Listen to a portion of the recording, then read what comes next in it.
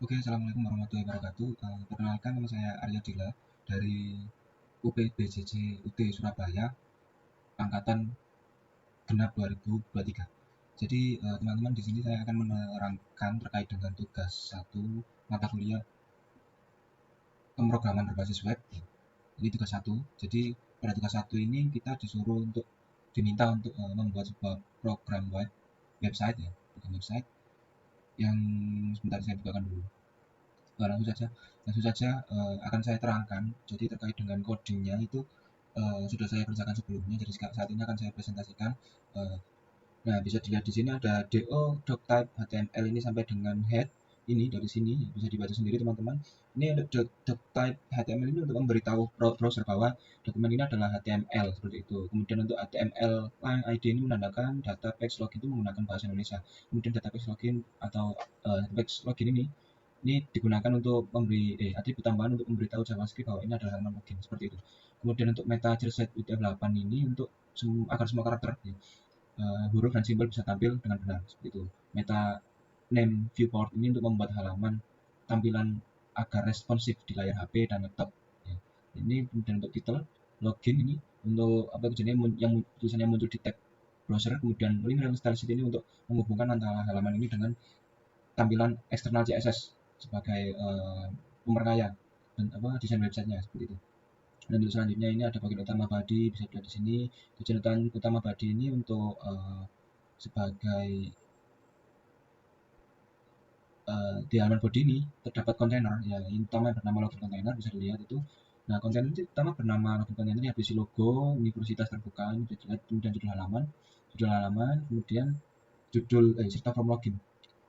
Ya, form login ada form login. Kemudian selanjutnya di dalam form terdapat dua input uh, dapat dua input yaitu email dan password ya. Email dan password dan daftar yang nanti memunculkan jendela pop-up atau modal seperti itu ya. Ini bisa dilihat di sini login form. Kemudian ada uh, selanjutnya ini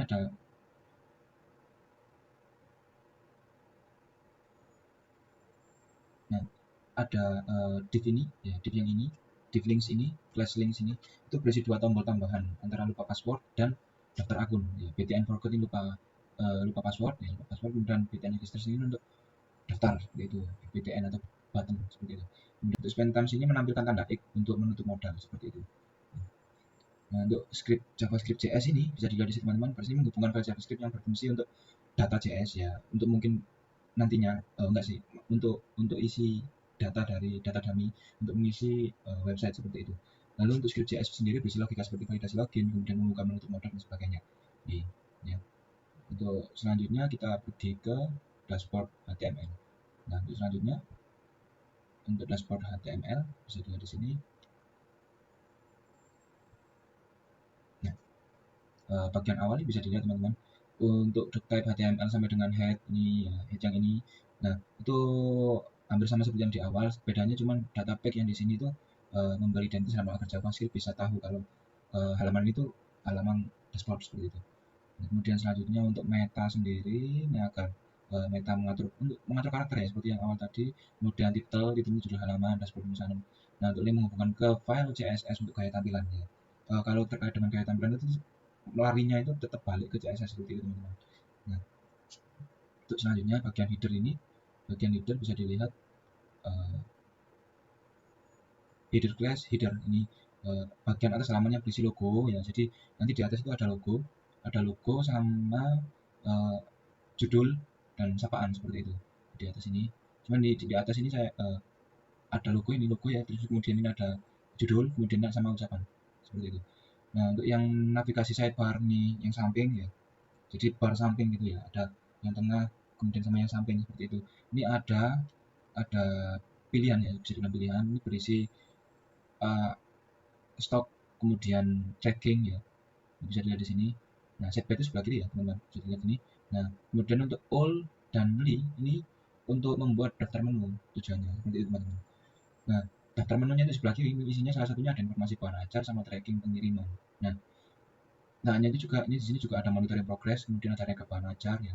Jadi fungsi dari ul dan li itu untuk ini apa di sini membuat daftar menu seperti itu. Nah, kemudian ada logout, ya ada logout, misalnya history transaksi bisa dilihat di sini. Kemudian selamat pagi, selamat siang, selamat sore seperti itu tergantung dengan jam. Di sini ada jamnya ya, bisa dilihat. Oke, untuk selanjutnya logout ini. Jadi pada dasarnya untuk halaman dashboard ini berfungsi sebagai pusat kontrol ya, utama bagi pengguna untuk mengakses seluruh fitur aplikasi seperti itu. Nah ini halaman awalnya setelah login seperti itu. Nah untuk selanjutnya ini ada stok, ya, untuk stok bisa dilihat di sini teman-teman. Nah untuk stok ini sendiri ya, untuk bagian type HTML sama dengan head ini bisa dilihat ini. Nah ini untuk menandakan dokumen seperti yang tadi ya, untuk supaya tujuannya menunjukkan bahwasanya dokumen HTML kemudian menggunakan bahasa Indonesia. Lalu untuk meta charge juga di sini tujuannya untuk merapikan t-head ya, t-head table head ya, t-head atau table head. Nah ini untuk menampilkan bagian atas tabel yang berisi kode, judul, stok, edisi dari sebuah buku seperti itu. Kemudian table body ya bagian ini isi tabel yang akan diisi otomatis menggunakan data dari JavaScript seperti itu. Nah ini kemudian untuk border ya, ini kelupaan border 1 sama padding 8 tracking HTML ya seperti itu bisa dilihat di sini. Untuk bagian headernya sendiri ini untuk menampilkan logo universitas terbuka, terus kemudian agar tampilan juga terasa lebih profesional seperti itu. Nah ini bisa dilihat. Untuk selanjutnya itu main. Nah ini untuk yang body headernya ini ada tracking pengiriman ya di sini supaya kelihatan lebih profesional seperti itu. Untuk selanjutnya ada main ya, main class yang main konten ini untuk tracking form ya. Ini untuk tombol atau from ya, input tempat pengguna memasukkan nomor DO atau delivery order di situ untuk melakukan pencarian data pengiriman ya.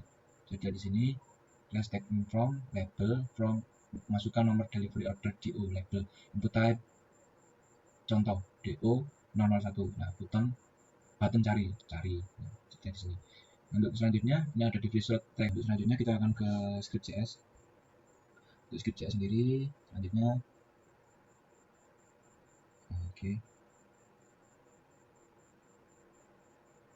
Penjelasan di awal ya, dokumen advert listener listener ini dijalankan kode ini ya, tujuannya untuk dijalankan setelah halaman selesai di mod atau DOM content loaded. Nah untuk mengecek nilai atribut data page pada, nah di sini juga untuk mengecek nilai atribut data page pada elemen body yang ada di index HTML seperti itu. Nah, bisa dilihat ini. Kemudian berdasarkan nilai tersebut yang dijalankan fungsi yang sesuai ini t-login, ini t-dashboard, ini t-stock, ini t-tracking, karena tugas kita itu hanya diminta untuk 4 halaman aja, yakni halaman login, halaman dashboard, kemudian halaman stock, dan halaman tracking seperti itu. Nah untuk tanda tanya sendiri ini di sini ya, tanda tanya di sini ini dashboard, tanda tanya itu tujuannya untuk optional chaining. Nah mencegah untuk mengambil nilai email dan password ya yang dimasukkan pengguna, email dan password yang dimasukkan pengguna ini ada di sini, ada yang tadi saya sebutkan di index HTML itu terhubung dengan script.js yang ada di sini. Tujuannya untuk mengambil email dan password yang dimasukkan pengguna. Nah, untuk kemudian tujuannya juga di sini ada untuk mencocokkan data pada array user dan dari file data.js yang nanti akan kita bahas. Terus selanjutnya count user find you email ini bisa dilihat ya. Untuk mengecek apakah ada user dengan email dan password yang cocok yang nantinya akan kita masukkan di data dummy seperti itu. Nah, itu data.js nanti akan ada. Nah, saya kasih lihat di situ. Untuk kemudian nama pengguna ini disimpan di local storage ya, atau data.js dan diarahkan ke halaman dashboard seperti itu. Nah, local storage seperti ini. Oke. Kalau nggak ada akan ada pop-up tertulis atau peringatan email atau password yang Anda masukkan salah. Nah, untuk modal lupa password atau daftar ini bisa dilihat di bawah ini. Nah,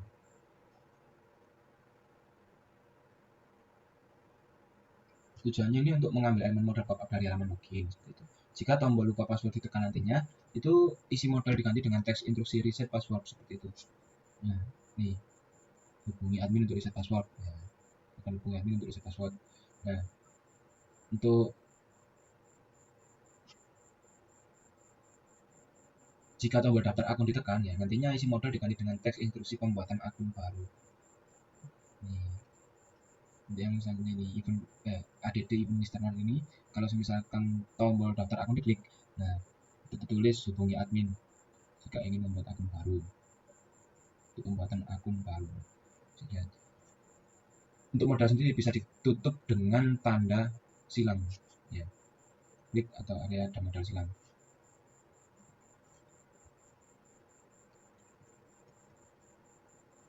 Selanjutnya untuk fungsi stok, ini stok bisa dilihat tujuannya untuk mengambil elemen modal pop up dari halaman login. Nah, terus untuk tombol lupa password sendiri, nah untuk fungsi ini stok ini dijalankan di halaman stok HTML. Tujuannya untuk mengambil elemen input pencarian atau input cari, bisa dilihat di sini. Input cari, kemudian untuk mengambil elemen input pencari, bukutan cari, button cari, dan tabel bahan ajar seperti itu. Nah ini bisa dilihat. Bila tidak ditemukan ada tulisan elemen tabel atau tabel bahan ajar tidak ditemukan seperti itu. Nah untuk selanjutnya menampilkan data awal. Nah, untuk membuat ini fungsi menampilkan data, yang pertama membuat baris tabel itu secara dinamis berdasarkan data dari data bahan ajar ya, diambil dari data JS ya, nantinya. Kemudian untuk setiap data bahan ajar ditampilkan dalam format tabel, kode, judul, stok, dan edisi seperti itu. Untuk fitur pencarian bahan ajar sendiri ini bisa dilihat. Nah, saat tombol cari diklik ya, klik input pencarian itu diubah menjadi huruf kecil case insensitive seperti itu. Data difilter menggunakan filter. Lalu untuk tujuannya untuk menyesuaikan kode atau judul bahan ajar. Nah, hasil pencarian ditampilkan kembali pada tabel, ditampilkan data hasil seperti itu. Nanti yang terakhir ini untuk pengguna bisa langsung menekan enter ya, ketika di keyboard untuk melakukan pencarian. Jadi ketika setelah ngetik kita pencet enter bisa langsung keluar hasilnya seperti itu. Nah, untuk selanjutnya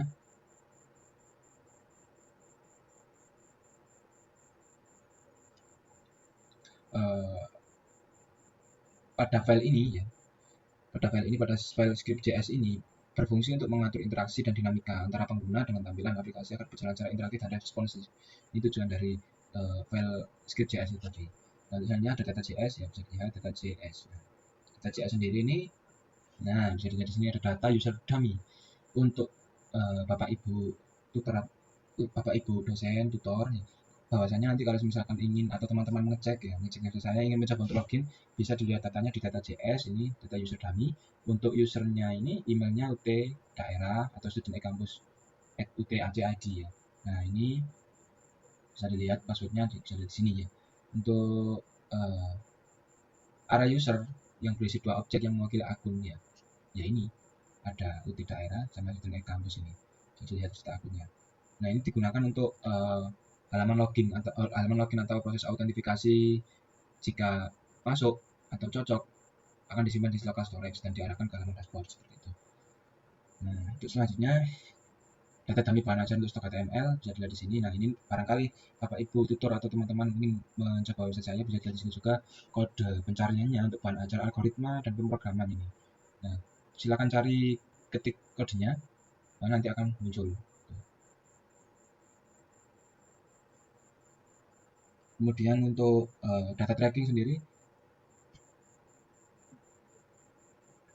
data dummy tracking ini, nah ini untuk men-tracking ini ya, tracking pengiriman.